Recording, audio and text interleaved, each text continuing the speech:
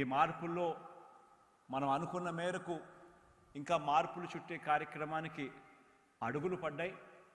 Next టర్మ్లో పూర్తిగా ఆ అడుగులకు ఇంకా విశ్వరూపం దాల్చే కార్యక్రమం కూడా జరుగుతుందని కూడా చెప్పడానికి సంతోషపడతా ఉన్నా.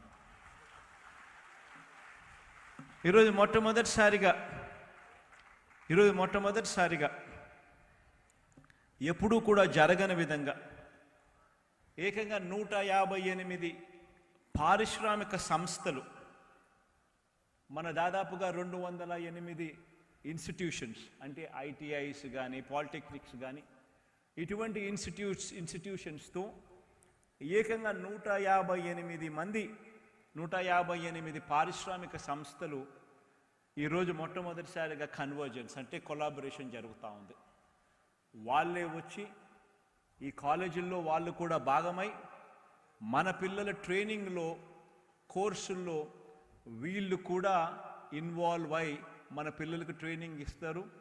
ఇచ్చిన తర్వాత మన పిల్లలను ఉద్యోగాలు ఇచ్చే కార్యక్రమాలు కూడా వీళ్ళు తీసుకొని పోయే కార్యక్రమం జరుగుతూ ఉంది. నిజంగా ఇదొక చరిత్రలో ఎప్పుడూ కూడా నిలిచిపోయే ఒక ఘట్టం. రాబోయే రోజుల్లో ఏ రకంగా ఉద్యోగాలు వస్తాయి, ఆ ఉద్యోగాలు రావడానికి చదువుల్లో క్వాలిటీ చదువులు అనేది ఎంత అవసరమో, ఆ క్వాలిటీ చదువులు తెచ్చుకునేదానికి మనం ఏ రకంగా అక్కడే మనం చదివే కోర్సుల్లోనే ఇంటర్న్షిప్ పరంగా అయితేనేమి, లేదా అక్కడే కోర్సు చదువుతూ ఉండగానే ట్రైనింగ్ తీసుకోవడం అయితేనేమి, లేదా క్రెడిట్స్ రూపంలో తీసుకోవడం అయితేనేమి, లేదా మన కోర్స్ అయిపోయిన తర్వాత పాలిషింగ్ కోర్సెస్ అంటే ఈ 3 నెలలు 6 నెలలు ఈవెన్ సంవత్సరం కూడా ఈ పాలిషింగ్ కోర్సెస్ కూడా తీసుకోవాల్సిన అవసరం. తద్వారా మన చదువులను పాలిష్ చేసి, మన డిగ్రీలను పాలిష్ చేసి, మన చదువులను పాలిష్ చేసి మనకు ఉద్యోగాలు మెరుగు కల్పించే కార్యక్రమం జరగడం, వీటి అన్నిటికీ కూడా శ్రీకారం చుట్టినట్టు అవుతూ ఉంది.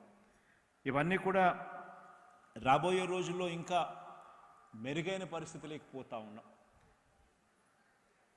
ఐటీఐలో ఒక చిన్న ఎగ్జాంపుల్ చెప్పాలి అని అంటే, దాదాపు 87 పాలిటెక్నిక్ కాలేజీలు మన దగ్గర ఉంటే 2019కు ముందు అక్రిడిషన్ పొందిన పాలిటెక్నిక్ కాలేజీలు ఎన్ని అని చూస్తే కేవలం 1.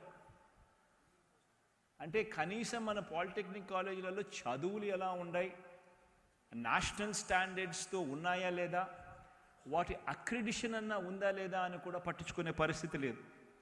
ఈరోజు NBA అక్రిడిషన్ పొందిన పాలిటెక్నిక్ కాలేజీలు 87లో 32 అక్రిడిటెడ్ పాలిటెక్నిక్ కాలేజీలు ఇప్పటికే మనం చేరుకున్నాం. ప్రతి అడుగులోనూ కూడా క్వాలిటీ పెంచే విధంగా అడుగులు వేస్తూ ఉన్నాం. ఈ ప్రయాణం మొదలైంది. రాబోయే రోజుల్లో ఇంకా ఈ పరిస్థితులన్నీ కూడా మెరుగయ్యే కార్యక్రమాలు చేయడానికి అడుగులు సిద్ధం చేస్తాం.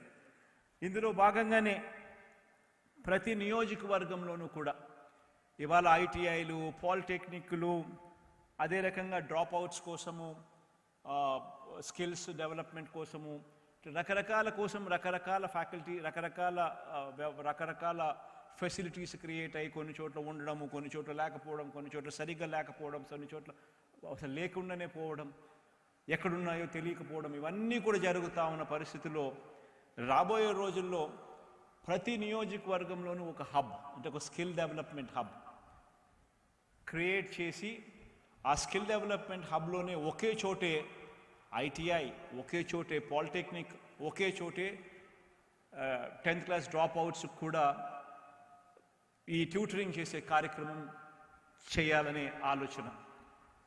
ఇవన్నీ కూడా ఎందుకు చెప్తా ఉన్నాను అనంటే, దీనివల్ల ఎఫిషియన్సీ ఆఫ్ స్టాఫ్ పెరుగుతుంది. దీనివల్ల రాబోయే రోజుల్లో వర్క్షాప్స్కు సంబంధించిన బెటర్ వర్క్షాప్స్ తీసుకొని రావచ్చు, వర్క్షాప్స్లో టైం మేనేజ్మెంట్ తీసుకొని రావచ్చు, ఎఫిషియన్సీ ఆఫ్ స్టాఫ్ పెరుగుతుంది, ఫుట్ ఫాల్స్ కూడా పెరుగుతాయి. ఇవన్నీ